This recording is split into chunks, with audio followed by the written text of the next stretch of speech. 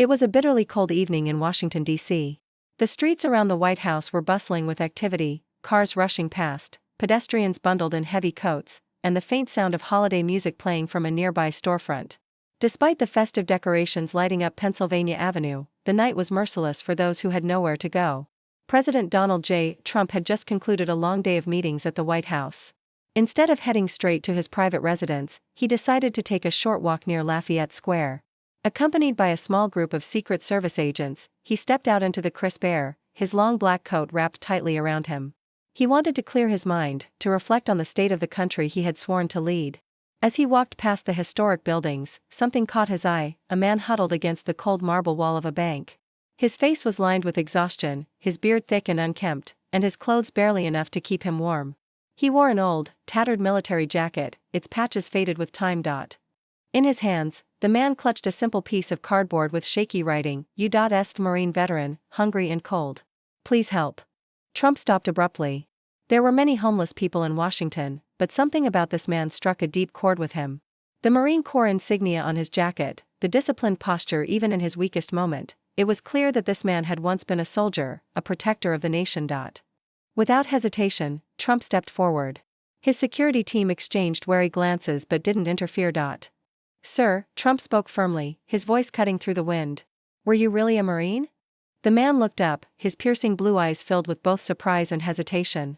Yes, sir, he answered slowly, as if unsure whether to believe that the President of the United States was standing in front of him. 2nd Battalion, 5th Marines. Served in Iraq and Afghanistan. Trump crouched slightly, studying the man's face. What's your name?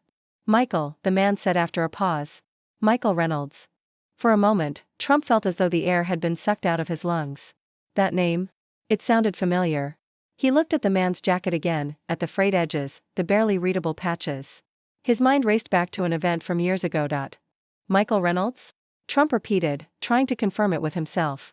He narrowed his eyes. Were you stationed at Camp Pendleton in 2004? Michael hesitated, then nodded.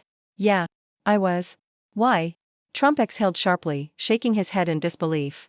You won't believe this, but I think you once saved someone very close to me. Michael frowned, his face scrunching in confusion. I don't know, sir. I saved a lot of people. But that was a long time ago. Trump's expression grew serious. In 2004, a young real estate developer was visiting Camp Pendleton for a charity event. There was an accident, some heavy equipment fell, and he was pinned. A Marine pulled him out just in time before he was crushed. That Marine's name was Michael Reynolds. Michael's eyes widened. He blinked, struggling to recall. That was me? His voice was barely above a whisper. Trump nodded. That man was my best friend.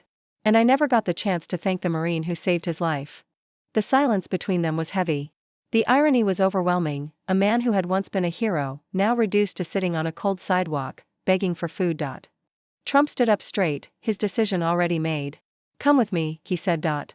Michael hesitated, looking around as if unsure whether this was real. Sir, I can't. I don't belong. No arguments, Trump cut him off. You served your country. You saved a life. Now it's my turn to help you. With that, he turned to his Secret Service agents. Get my car. Within minutes, a sleek black limousine pulled up to the curb. Trump gestured for Michael to get inside. The veteran hesitated for only a second before stepping in, the warmth of the heated seats enveloping him. It was the first time in years he had felt true warmth.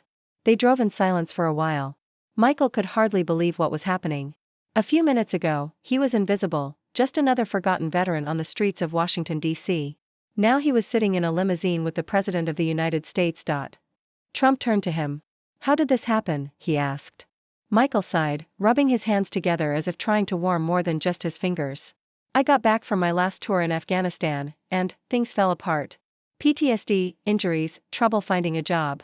My wife left. I lost my home. I tried, sir, I really did. But once you fall this far, climbing back up feels impossible. Trump listened, nodding slowly. He had met many veterans before, had heard their struggles firsthand. But hearing it from Michael, knowing what this man had done in the past, made it personal. When they arrived at Trump International Hotel, Michael was taken to a private suite. He was given clean clothes, a hot shower, and a warm meal. Trump made calls, to doctors, to veteran support groups, to his own staff. By the next morning, Michael had a full medical evaluation lined up, therapy sessions scheduled, and even a job offer working security at one of Trump's properties. But Trump didn't stop there. Over the next few weeks, he made sure Michael had everything he needed to rebuild his life. He reached out to veteran organizations to help Michael receive the benefits he had long been denied. He connected him with financial advisors to help him manage the resources he was being given. And when Michael was ready, Trump personally handed him the keys to a fully furnished apartment, free of charge for the first year. "You saved a life once," Trump told him as he handed over the keys. "Now it's time for you to start living yours again." Michael looked down at the keys in his hand, his eyes welling up with tears. He had spent years believing he was forgotten, discarded by the very country he had once fought for.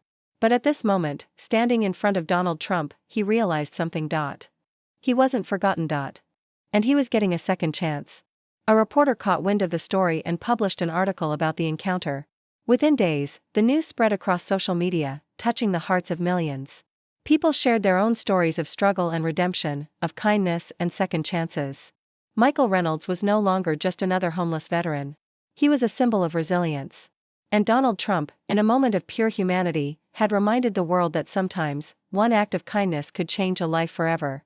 Life has a way of guiding us, even in the darkest moments. Today, we witnessed a powerful story of struggle, hope, and redemption. It's a reminder that sometimes, the smallest act of kindness can change someone's life forever. If this story moved you, don't forget to subscribe to our channel, like this video, and share your thoughts in the comments. At Storystorm, we bring you inspiring and emotional stories every week. See you in the next video.